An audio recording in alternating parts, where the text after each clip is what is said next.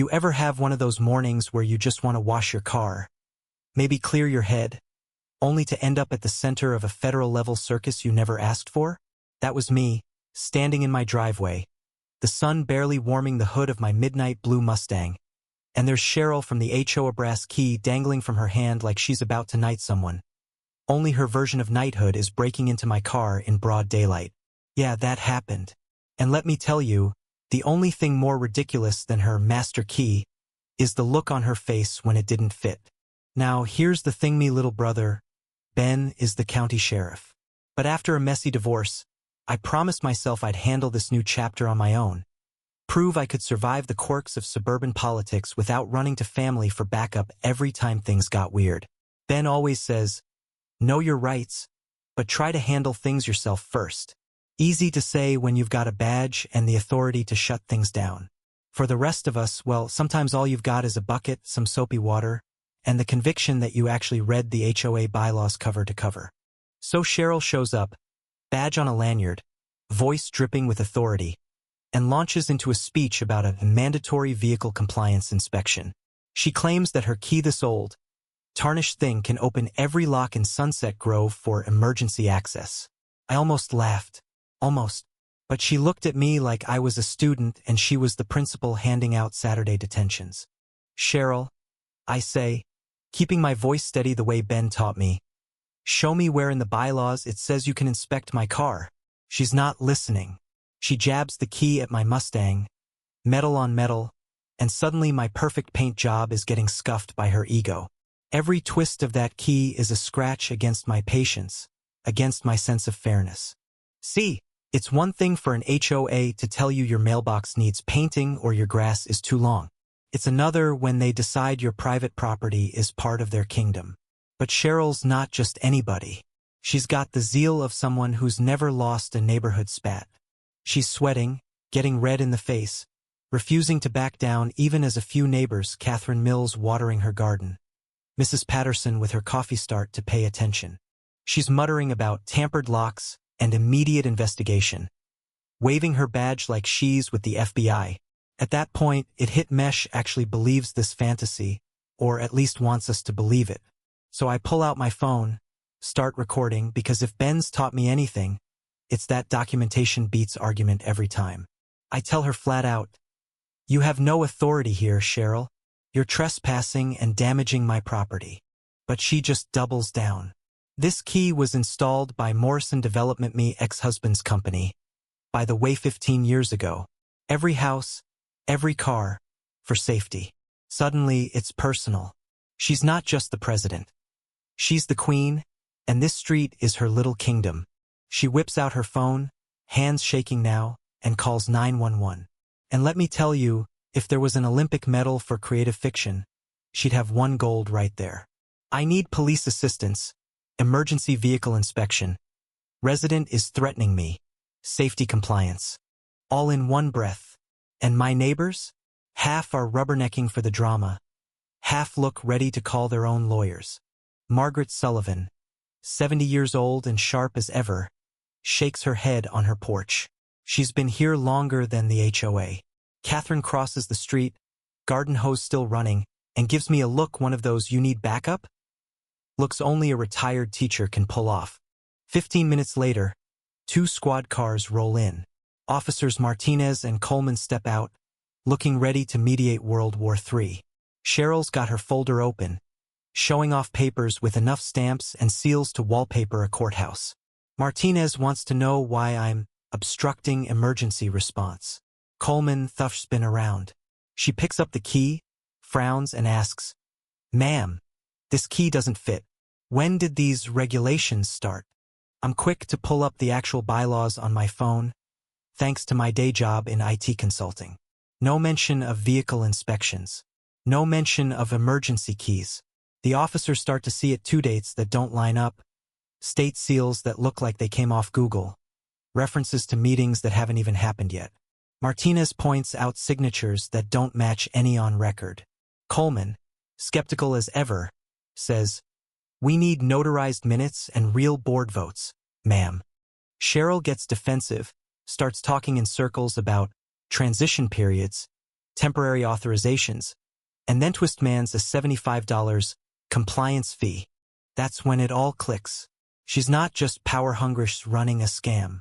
I tell the officers straight up, that's fraud under state law. I want all this documented.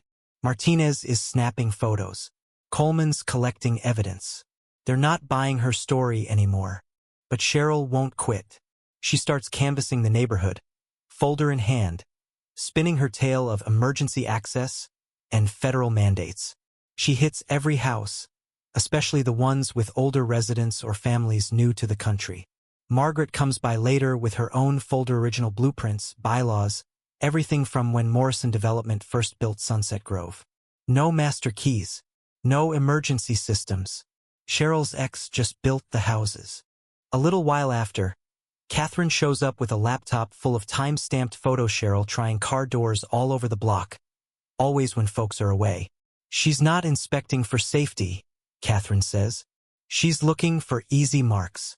We sit in my kitchen, documents spread out, realizing Cheryl's been running this racket for months, maybe years.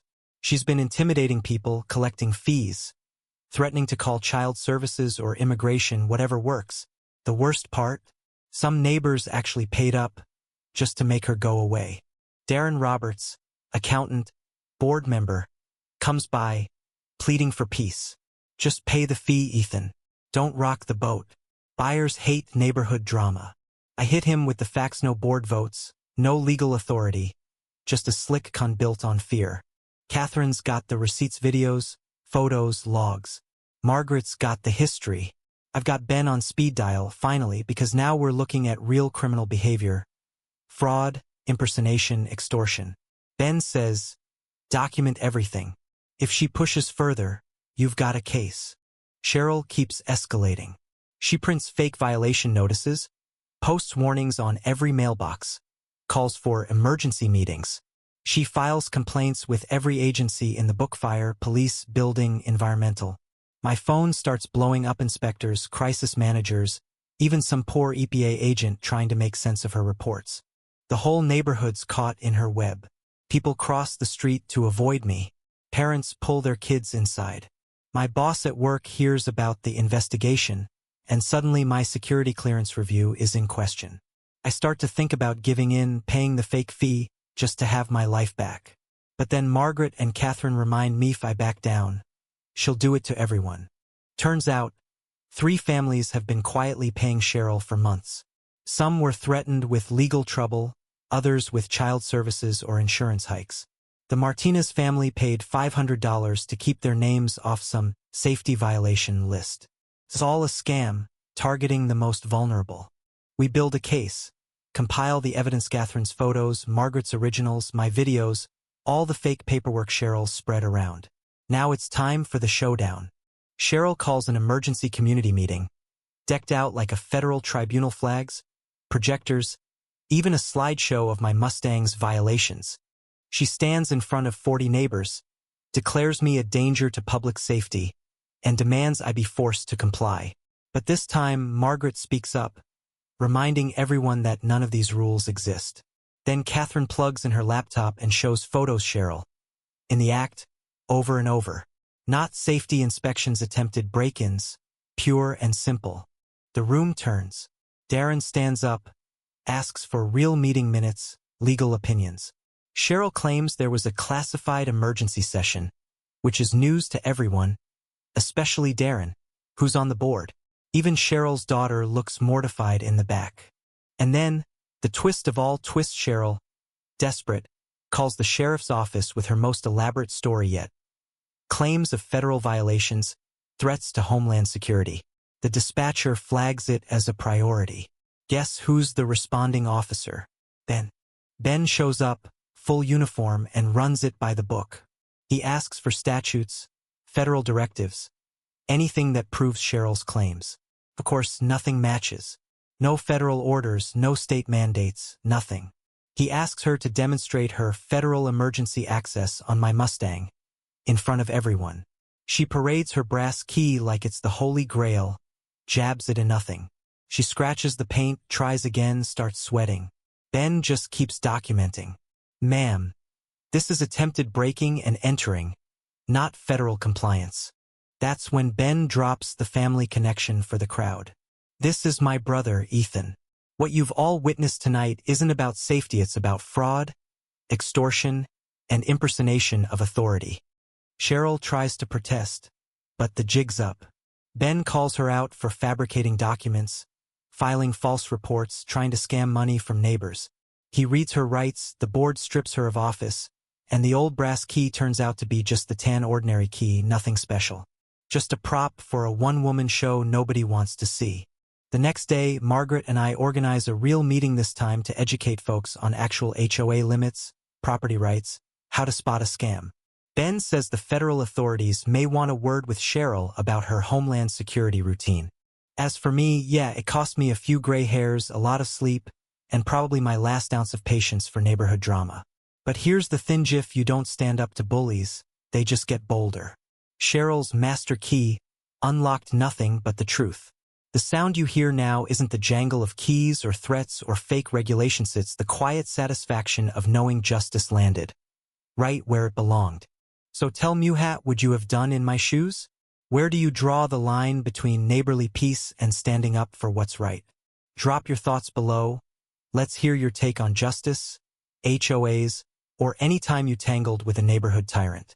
And hey, if you want more stories like this, hit that like, comment, or even the thanks button to keep the channel rolling.